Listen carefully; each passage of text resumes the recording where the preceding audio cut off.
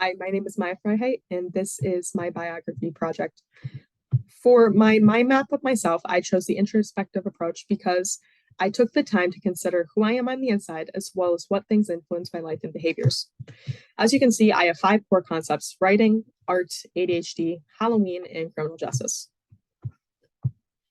For my brief description of this mind map, this mind map is divided into 5 major topics that relate to me: writer, art, criminal justice, ADHD, and Halloween.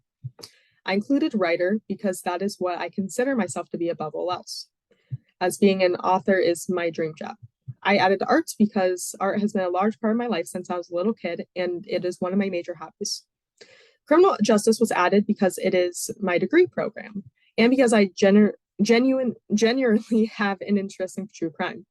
ADHD is on my mind map because ADHD has affected most of my life, and my hyperfixations attribute to many of my interests. Finally, I added a Halloween because it is my favorite holiday, and I would genuinely celebrate it all year if I could. For example, this shelf is just full of Halloween stuff. I add to it as things go by.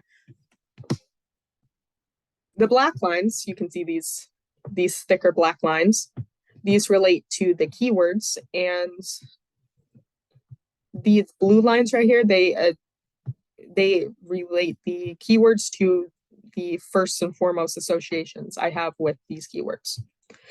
These red lines, they relate to specific examples of these keywords. So for example, hyperfixation writing is one of my hyperfixation, and so is Greek mythology.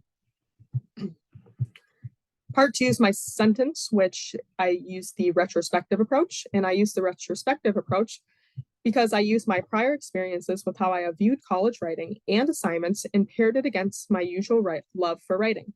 Because my ADHD keeps me fixated on my own personal writing endeavors, I end up viewing college writing as tedious and boring.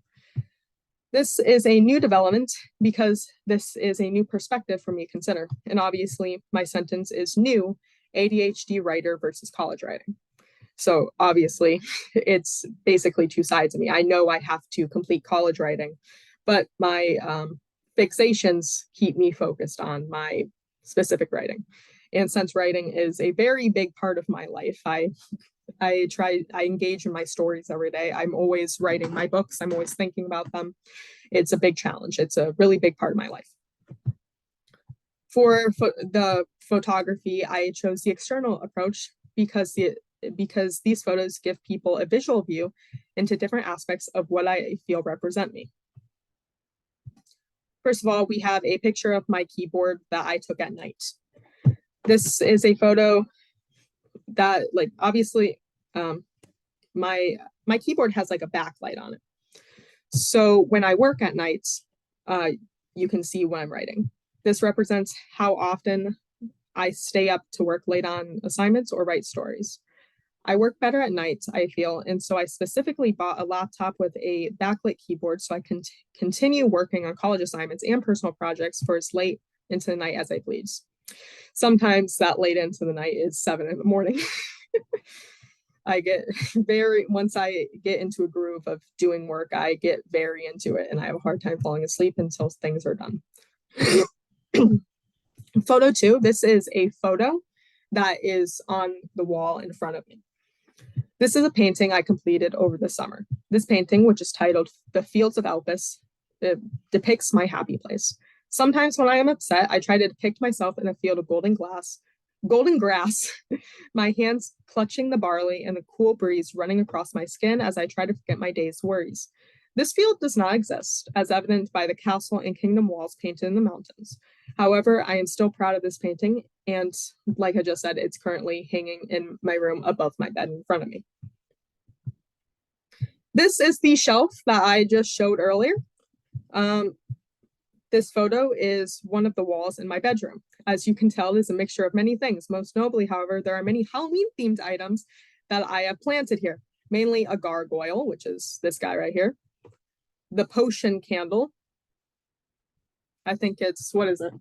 It is dry bones and beetles. It smells very lovely. The bottle of poison, which is this little thing right here. And it's actually just a bottle of like old green nail polish. The nail polish is like watery now. A fake skull that I just bought at Kroger, and then a little crow. As time continues on, I would love to acquire more Gothic decor to sprinkle about my room. In addition, this photo is important because it shows my progress. I say that because just months ago, my room was completely Tinkerbell themed. These blue walls did not exist. It was a mixture of like different greens and purples, and my ceiling's blue. I did not repaint that, but me repainting my room was my way of reclaiming my space. I've grown up. I'm no longer that little kid that loves Tinkerbell. This room is now beginning to represent me and my interest and who I am as a person. And I'm really excited for that. This last photo is really important to me. This is a photo of the promise ring my boyfriend bought me. This ring is one of my prized possessions, and my inclusion of it into this project has to do with how much my boyfriend and our relationship has inspired me. One of my favorite novel ideas, a sci-fi dystopian duology that I am always thinking about and always wishing I could write, was partly inspired by the existence of my relationship. I adored that book, and I absolutely love the characters that are inspired by me and my boyfriend. Without him, I would never have gotten the idea for this novel, nor do I believe I would probably have found the drive to delve back into writing and work on towards my dream of becoming an author as quickly as I have. To relate to that, I just finished chapter 17 of my novel last night. I'm really excited about that. And that's why I chose this ring, because our relationship, my relationship with him, inspires me. It relates to my life in a way that I never thought it could. It's really just, he just inspires me to work on my goals, and writing is one of my goals. And it's, I don't know, but yeah, it's just wonderful. Thank you for listening to this video, and that is my biography. Thank you so much.